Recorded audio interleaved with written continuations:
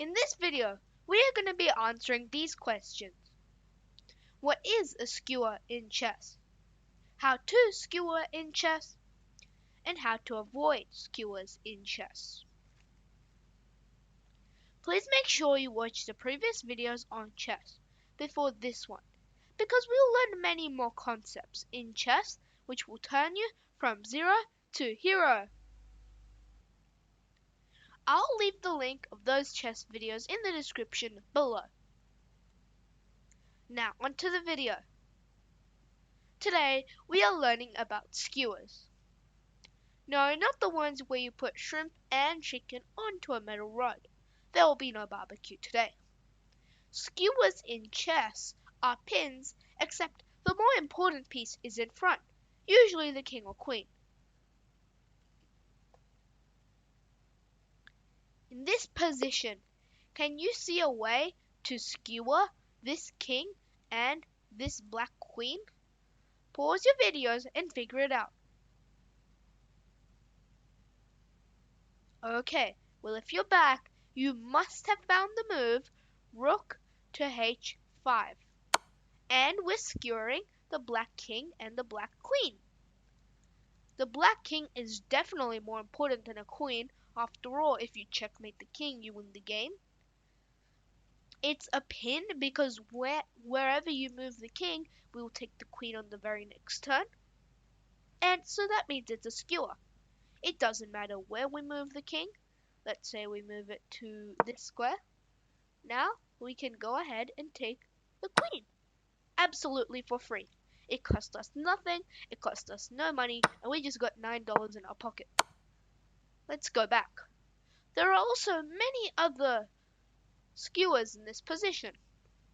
For example, we can move the bishop to f3, and we are skewering the black king and the black rook. Wherever black moves the king, we will take the rook on the very next turn. Pretty simple idea, but very useful. Another skewer is the move bishop to b3. Why is this a skewer? Because we're skewering this black king and this black knight. Hopefully you've noticed the knight practically in the corner of the board. Wherever black moves the king, again we will take the knight. Pretty simple. Now we can also combine two ideas and move the queen to g2. It's a double attack and a fork, and we're skewering the king and the rook. We're skewering the king and the rook, and we're attacking this knight. So wherever black moves the king, we have an option of take either one of these two pieces.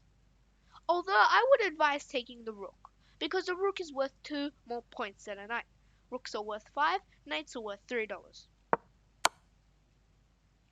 Now a fork I would not advise you to play, or a skewer I would not advise you to play, is the move queen to a2. Now I know we're skewering the black king and the black knight, but the black queen, is defending the a file, so the black queen can take our queen.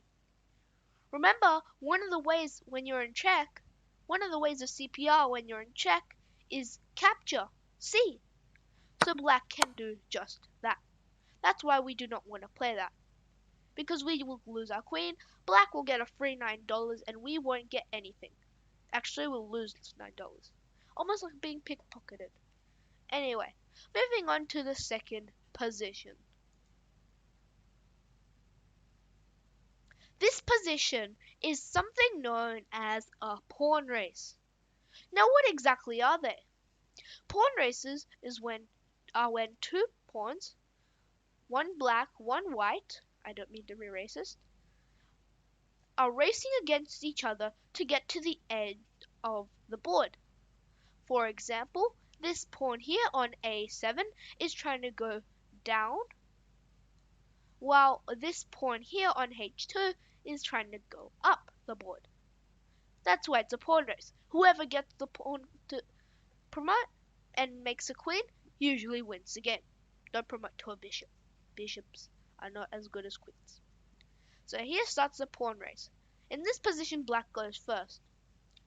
So black pushes 2 squares. Because remember, when pawns are on the starting squares, they can move 2 squares at a time.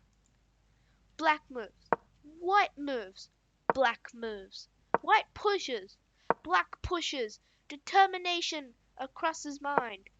White pushes. Black pushes. And white pushes.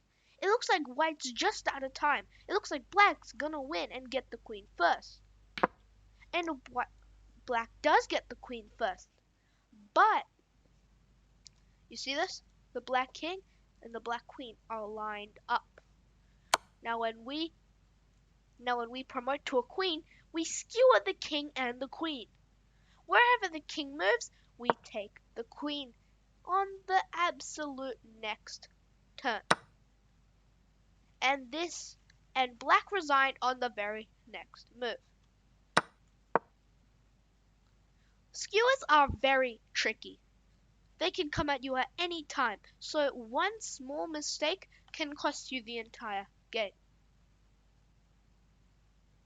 So now that you learned about skewers, all you need to do is practice, practice, practice to master them. Write down your top learning in the comment box below. I'll see you in the next lesson. Bye!